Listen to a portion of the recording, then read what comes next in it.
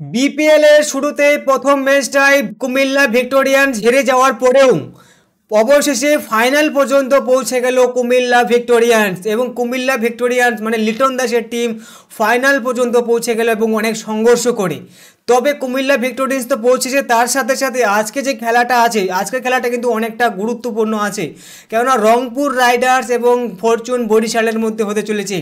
Fortune Barishal বরাবরই কন্ট্রোভার্সির মধ্যে থাকে, কিন্তু ফরচুন বরিশালে যে কখনো দেখা হয় যে ফরচুন বরিশাল জিতবে বা হারবে বা কী এরকম মনে হয়, সবসময় দেখার বিষয় আছে, মানে সবসময় এখানে টান টান অবস্থা থাকে যে ফরচুন বরিশাল জিতবে কি না, সেরকম পজিশনে থাকে। তবে এখানে রংপুর রাইডার্স কথা আমি বলি, রংপুর রাইডার কিন্তু প্রায় সবাইকে হারিয়ে দিয়েছিল এবং রংপুর রাইডার্স কিন্তু পয়েন্টের নিরিখে এবং খেলার দিকে সব থেকে বেশি পয়েন্ট সংখ্যক মানে 1 নাম্বার পজিশনে আছে রংপুর রাইডার্স।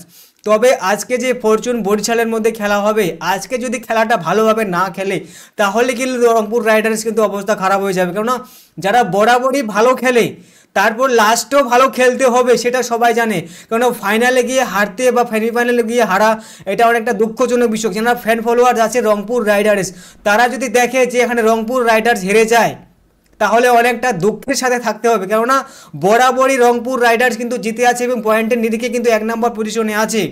তবে এখানে ফরচুন বরিশালের এখানে আনএক্সপেক্টেড, মানে অনেকে মনে করে যে ফরচুন বরিশাল জিততে পারবে না বা ফাইনাল পর্যন্ত যেতে পারবে না। তবে এখানে মানে অনেক ধরনের 50-50 পজিশন আছে যে ফরচুন বরিশাল এখানে জিততে পারবে সেমনটা মনে করা হয়। তবে এখানে ফরচুন বরিশালের আমি বলি যে সবসময় ভালো খেলে, মানে ফরচুন বরিশালের মানে এমন একটা প্লেয়ার আছে যারা পাকিস্তানি প্লেয়ার এখানে কিন্তু ফরচুন বরিশালের মধ্যেও আছে, রংপুর রাইডারের মধ্যেও কিন্তু 2টা পাকিস্তানি প্লেয়ার আছে। তবে আমি একটা পাকিস্তানি প্লেয়ার বলছি, বাবর আজম রংপুর রাইডারের সাথে খেলে কিন্তু।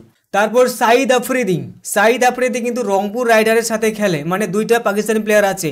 তবে অন্যদিকে কিন্তু ওখানে ফরচুন বরিশালের এখানে কিন্তু শোয়েব মল্লিক কিন্তু পাকিস্তানি প্লেয়ার, মানে সানিয়া মির্জার যে ইন্ডিয়ান প্লেয়ার আছে তার মানে হাজব্যান্ড ছিল, এক্স হাজব্যান্ড, সে কিন্তু শোয়েব মল্লিক এই কিন্তু ফরচুন বরিশালে খেলছে।